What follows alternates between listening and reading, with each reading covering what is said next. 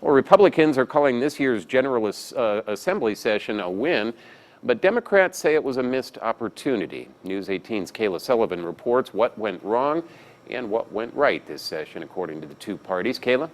Yes, both parties agree the short-term road funding fix was a positive for Hoosiers, but Indiana Democrats say overall the session was a failure. Democratic Party Chairman John Zody explains why.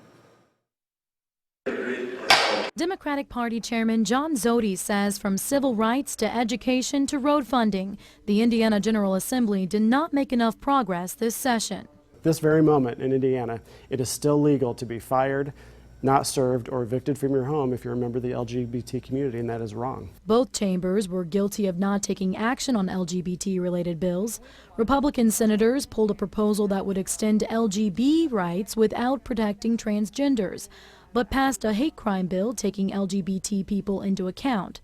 But the House never acted on that hate crime bill. House Speaker Brian Bosma says they may not have passed an LGBT bill, but they did further the conversation. This is an issue we're going to be dealing with in the future, obviously. Reasonable Hoosiers differ on the issue, and it's an issue that will take some time for both Hoosiers and their elected officials to grapple with. Bosma says he believes this session was a win for Hoosier taxpayers. Although no long-term solutions were met, the legislature still managed to reach a short-term solution that doesn't raise any taxes. Zody agrees the bill was a good compromise between the parties. That is a positive thing.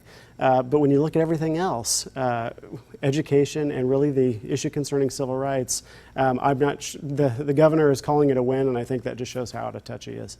But ultimately, Zody says the fact there is still a long-term road funding solution to be found could help Democratic gubernatorial candidate John Gregg in the upcoming election. John Gregg, like I said last time, had a long-term plan for infrastructure. I think we'll see a plan from him soon on where to take the state's infrastructure from here. Bosma says political strategy is likely the reason the Democratic Party is calling this session a failure. If they agreed that it was a very successful session, which I'm going to think the vast majority of Hoosiers would agree, that they would just be endorsing our team, and they're trying to win an election in the fall.